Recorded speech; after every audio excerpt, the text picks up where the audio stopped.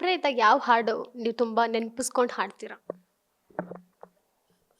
ಇಲ್ಲಪ್ಪ ಹಂಗೆಲ್ಲ ಏನಿಲ್ಲ. ನಂದು ಇದು ನಾನು ಮ್ಯೂಸಿಕ್ ಹೇಳ್ಕೊಡ್ತೀನಲ್ಲ, ಅದರಿಂದ ಇದು ಈ ಮೋಸ್ಟ್ಲಿ ಸಂಗೀತ, ಯಾವ ಹಾಡು? ಕ್ಲಾಸಿಕಲ್ ಮ್ಯೂಸಿಕ್ ಎಲ್ಲ ಇದೆಲ್ಲ, ಅದೆಲ್ಲ ನಾನು ಏನು ಇದು ಜ್ಞಾಪಕ ಇದೆಯಾ ಅಂತ ಆವಾಗ ಹಾಡಿ ನೋಡ್ಕೊಳ್ಳೋದು. ಇವಾಗ ನಾನು ಕ್ಲಾಸಸ್ ತಗೋಬೇಕು ಅಂತ ಇರೋದ್ರಿಂದ ನಾವು ನಂದು ಬುಕ್ಸ್ ಗಿಕ್ಸ್ ಎಲ್ಲ ಇನ್ನೂ ಅಲ್ಲೇ ಇದೆ, ಎಲ್ಲೋ ತಗೊಂಡು ಬಂದಿಲ್ಲ. ಅದರಲ್ಲೆಲ್ಲ ನೊಟೇಷನ್ಸ್ ಎಲ್ಲ ಇರುತ್ತೆ. ಸೊ ಅದನ್ನು ಇಟ್ಕೊಂಡು ನಾನು ಕ್ಲಾಸಸ್ ಮಾಡಬೇಕು ಅಂತ ನನಗೆ. ಯಾವ ಏನು ಸಾಂಗು? ಯಾವುದಾದ್ರೂ ನಿಮ್ಗೆ ಇಷ್ಟ ಆಗಿರೋದು? ಏನು ಯಾವ ಹಾಡಪ್ಪ ಅದು?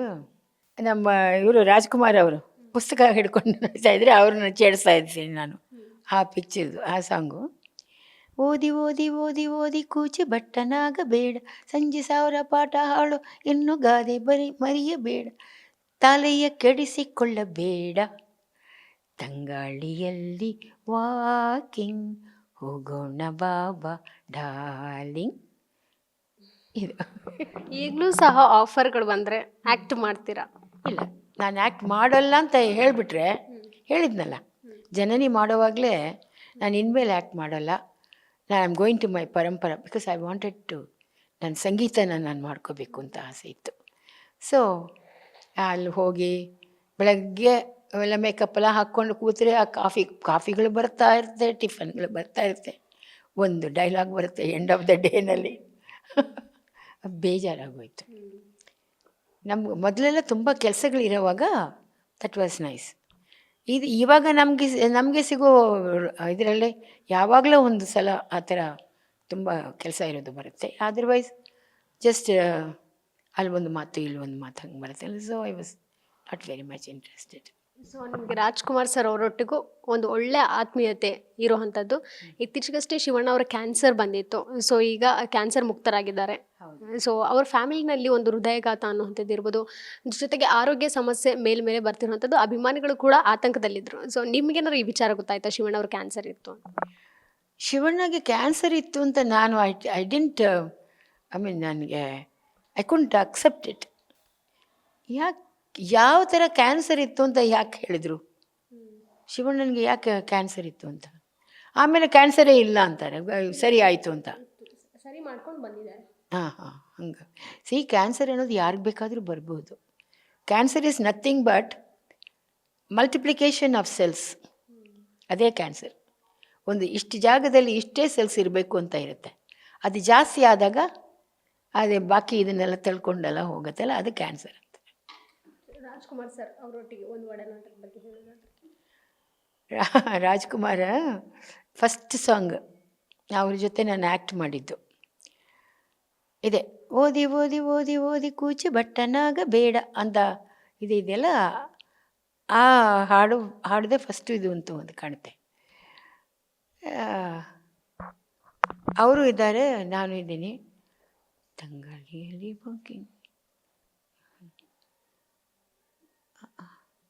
ಅದೇ ಒಂದು ವರ್ಡ್ಸೇ ನನಗೆ ಹೇಳಲಿಲ್ವಲ್ಲ ಅಂತ ನನಗೆ ಲಿಪ್ ಮೂಮೆಂಟ್ ನಾನು ಕೊಡಬೇಕಲ್ಲ, ವರ್ಡ್ಸ್ ಯಾವುದು ಅಂದಾಗ ರಾಜ್ಕುಮಾರ್ ಹೇಳಿದರು, ಶೈಲಶ್ರೀ ಅವರೇ ಕ್ಯಾಮರಾ ಎಲ್ಲಿದೆ ಹೇಳಿ, ಅಲ್ಲಿದೆ. ಹಾಂ, ಇವಾಗ ನೀವು ಬಾಯಲ್ಲಿ ಏನು ಬರುತ್ತೋ ಏನು ಬೇಕಾದರೂ ಹೇಳ್ಕೊಂಡು ಡ್ಯಾನ್ಸ್ ಮಾಡಿ, ಏನು ಗೊತ್ತಾಗಲ್ಲ ಅಲ್ಲಿ ಅಂದರು. ಈಸ್ ಇಟ್ ಅಂದೆ. ಈಸ್ ಇಟ್ ಅಂದರು. ಅದನ್ನು ಯಾವಾಗಲೂ ನನ್ನ ನೋಡಿದ ತಕ್ಷಣ ಈಸ್ ಇಟ್ ಅನ್ನೋರು ಅವರು. ಅದು ಅದಕ್ಕೆ ಅಂದರೆ ಓದಿ ಓದಿ ಕೂಚಿ ಬಟ್ಟನಾಗಬೇಡ, ಇಷ್ಟು ವರ್ಡ್ಸ್ ನನಗೆ ಲಿಪ್ ಮೂಮೆಂಟ್ ಬರ್ತಾ ಇಲ್ವಲ್ಲ, ಮೊದಲೇ ಕೊಡಬಾರ್ದಾ ಅಂತ ಅಂದ. ಅಷ್ಟು ಕನ್ನಡನೂ ಅಷ್ಟು ಫ್ಲೂಯೆಂಟ್ ಇಲ್ಲ ನಂದು, ಇಂಗ್ಲೀಷೆಲ್ಲ ಸೇರಿಸ್ಕೊಂಡು ಮಾತಾಡೋದು ಅವಾಗ. ಸೊ ಅದೆಲ್ಲ ಅವರಿಗೆ ತುಂಬ ತಮಾಷೆ ರಾಜ್ಕುಮಾರ್ಗೆ. ಇಂಗ್ಲೀಷ್ ಬಗ್ಗೆ ನೀವು ತುಂಬ ಚೆನ್ನಾಗಿ ಇಂಗ್ಲೀಷ್ ಮಾತಾಡ್ತಾ ಇದ್ರಿ.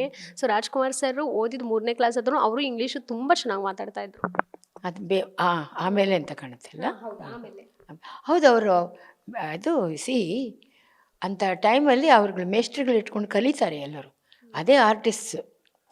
ಓಕೆ, ಇವಾಗ ನಾನು ಹೇಗೆ ಕನ್ನಡ ಕಲಿತೆ, ಕನ್ನಡ ಹೇಳಿದ್ರ ಇಂಗ್ಲೀಷ್ ಹೇಳ್ಕೊಡಿ ಅಂತ ಯಾವತ್ತಾದ್ರೂ ನಿಮ್ಗೆ ಹೇಳಿದ್ರ? ನನಗೆ ಹೇಳಿಲ್ಲ, ಇಲ್ಲ ನನಗೆ ಹೇಳಿ. ನಾನು I want to learn Kannada ಅಂದ್ಬಿಟ್ಟು ಕನ್ನಡ ಪುಸ್ತಕ ತೆಗೆದಿಟ್ಕೊಂಡು ಒಂದೊಂದಾಗಿದ್ದು ಅವನು ಬದನೆಕಾಯಿ ಹತ್ತಿದ. ಹೈ, ಬದನೆಕಾಯಿ ಹತ್ತಿದ್ನ? No no no no no ಏನೇನೋ ಹೀಗೆ ಕಲ್ತಿದ್ದು. ಹೆಚ್ಚಿದ ಅಂತ ಬರ್ತಾ ಇದೆ, ಅದು ನಾನು ಹತ್ತಿದ ಅಂತ ಓದ್ಬಿಟ್ಟೆ. ಅದನ್ನೇ ನೆನೆಸ್ಕೊಂಡು ನಾನು ನಗ್ತಾ ಇದ್ದೆ. ಹಾಗಿದ್ದೆ ನಾನು ಇವಾಗ ಕನ್ನಡದಲ್ಲಿ ಹಾಡುಗಳು ಬರೆದಿದ್ದೀನಿ. ಅಷ್ಟು ಮಟ್ಟಿಗೆ ನಾವು ಏನಾದರೂ ಒಂದು ಕಲಿಬೇಕು ಅಂತ ಮನಸ್ಸು ಮಾಡಿದರೆ ನಾವು ಕಲಿತೀವಿ. ಅದಕ್ಕೆ ನಾನೇ ಒಂದು ನಿರ್ಧಾರ. ನಿಮಗೆ ಫೇವ್ರೆಟ್ ನಟ ಯಾರಿದ್ದಾರೆ, ಯಾರು ಇದ್ರು ಆಗ? ಫೇವ್ರೆಟ್ ನಟ ಅಂತಲ್ಲ, ಎಲ್ಲ ನಟರು ಒಳ್ಳೆಯವರೇ ಪಾಪ. ಯಾರೂ ಇಂಥವರು ಹಾಗೆ ಹೀಗೆ ಯಾರು ನನ್ನ ಹತ್ರ ಏನು ಜಗಳ ಮಾಡ್ಕೊಂಡಿಲ್ಲ. In fact at one time Uday Kumar ಅವರು ಎಲ್ಲೋ ಒಂದು ಕಡೆಯಿಂದ ಅನ್ನೋರು, you go on doing like this, you see I don't know what I will do to you ಅಂದ್ಬಿಟ್ಟು ನನ್ನ ಹತ್ರ. ಆಮೇಲೆ ಅವರು ಉದಯ್ ಕುಮಾರ್ ಅವರು ಹೋಗಿ ಯಾರ ಮೇಲೆ ಹಿಂಗೆ ಕೈ ಹಾಕಿದರೆ ರಿಮೂವ್ ದಟ್ ಹ್ಯಾಂಡ್. ನಾನು ಇಲ್ಲಿ ಯಾಕೆ ಕೂತ್ಕೋತೀಯ, ಹೋಗಿ ಅಲ್ಲಿಗೆ ಹೋಗಿ ಕೂತ್ಕೋ ಅಂತ ಹುಡುಗಿಗೆ ಹೇಳೋದು.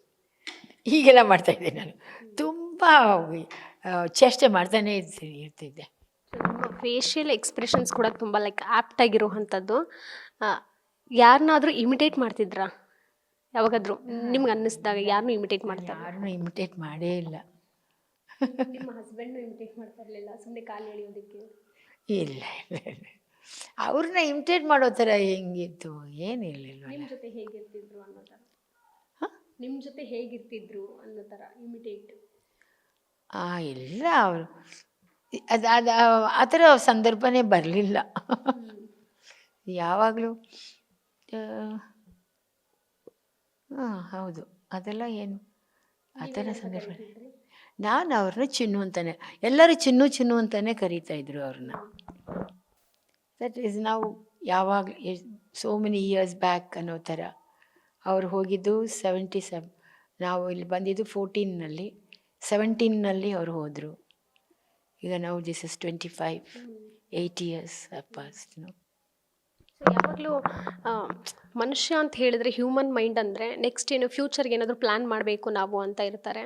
ನನ್ನ ಪ್ಲ್ಯಾನ್ ಇದೆ ತಾನೆ. I want to take classes like my mother, my sister. So ಅದಕ್ಕೆ ಆಗ್ತಾ ಇದೆಯಲ್ಲ ಇವಾಗ. So what I wanted to do at last I have started now.